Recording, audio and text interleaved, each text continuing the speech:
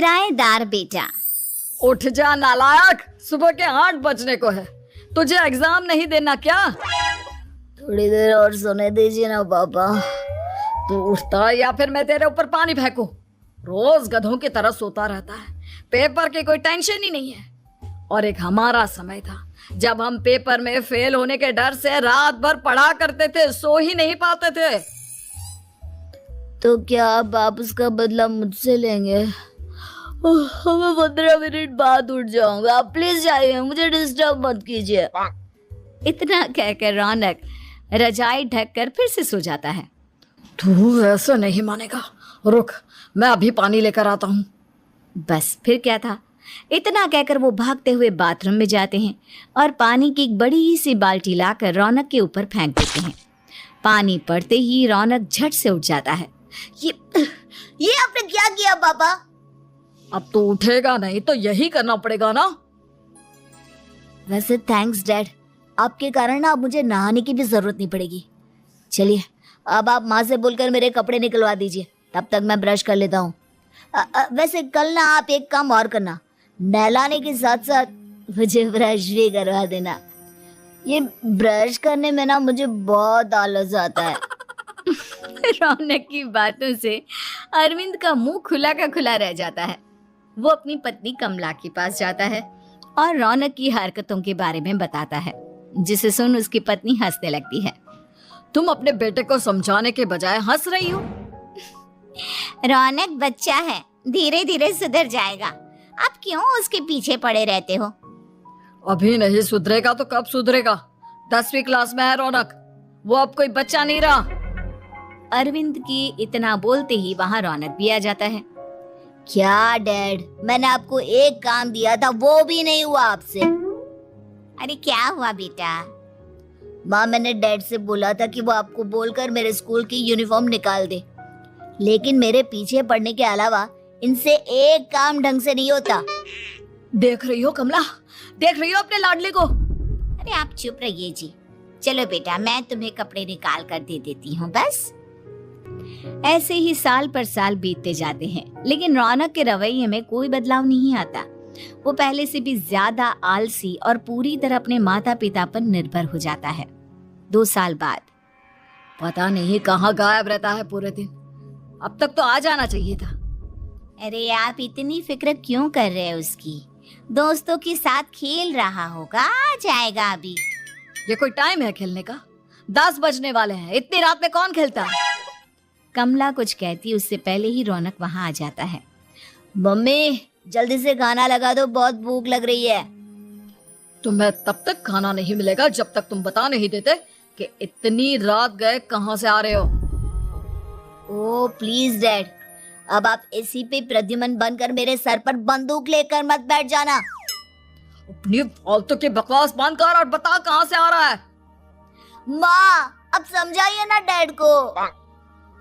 बता देना बेटा, इनको भी तसल्ली हो जाएगी। आप बोल रही हैं तो बता देता हूँ, मैं दोस्तों के साथ मूवी देखने गया था, इसलिए देर हो गई। तो इन सब चीजों में मेरे पैसे उड़ाता है?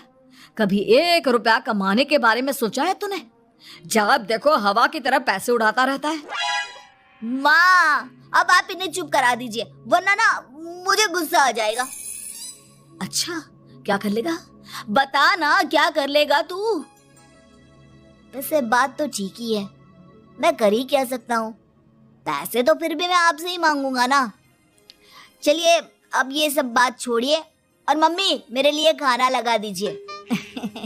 अभी लगा देती हूँ बेटा। मैं बता रहा हूँ कमला, एक दिन ये ऐसे ही बिगड़ जाएगा। ओफो, आप क्यों इतना पीछे पड़े रहते हो मेरे बच्चे के? बात की बात में देखेंगे, अभी आप शांति से उसे खाना खाने देंगे। अगले दिन डैडी मुझे 10,000 रुपए चाहिए। हाँ? अब इतने पैसे क्यों चाहिए तुझे? डैड आप बिना सवाल किए कभी पैसे नहीं दे सकते क्या?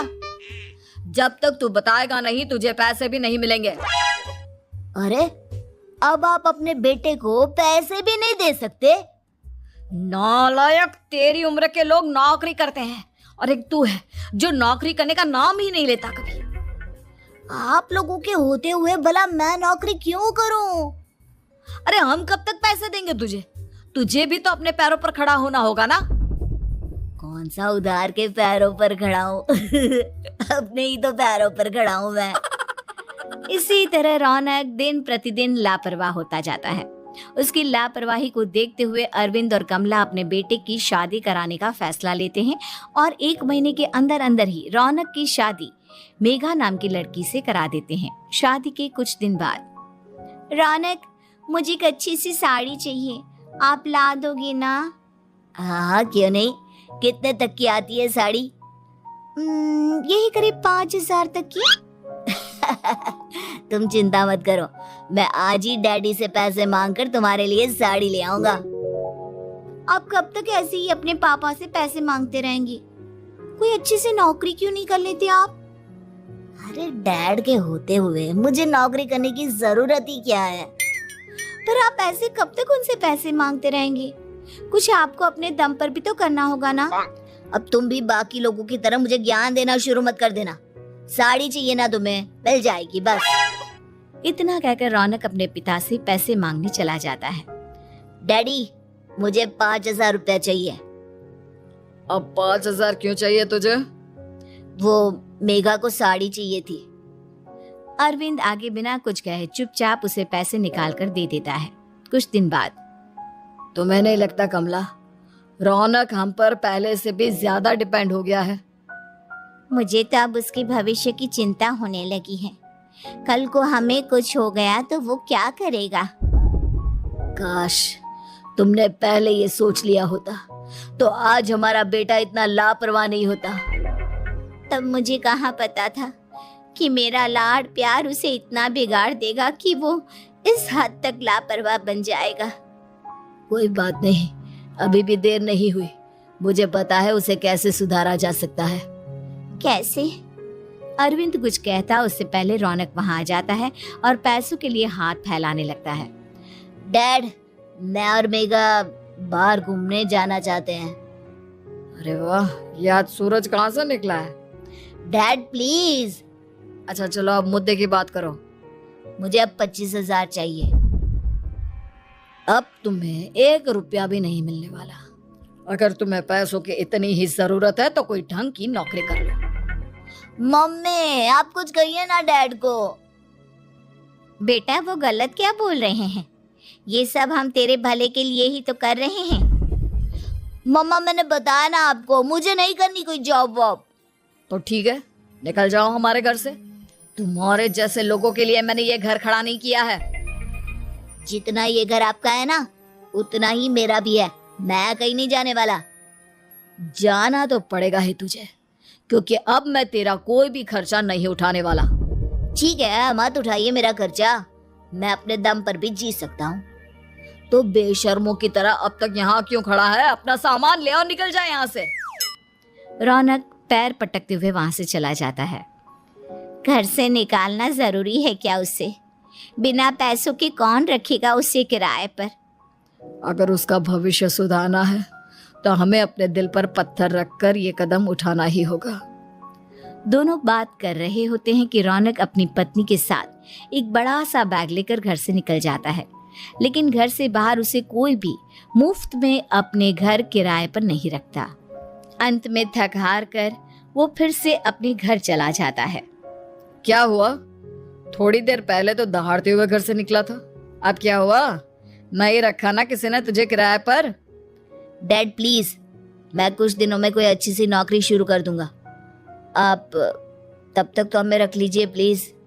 सुबह से रात हो चुकी है लेकिन कोई हमें रखने को राजी नहीं है।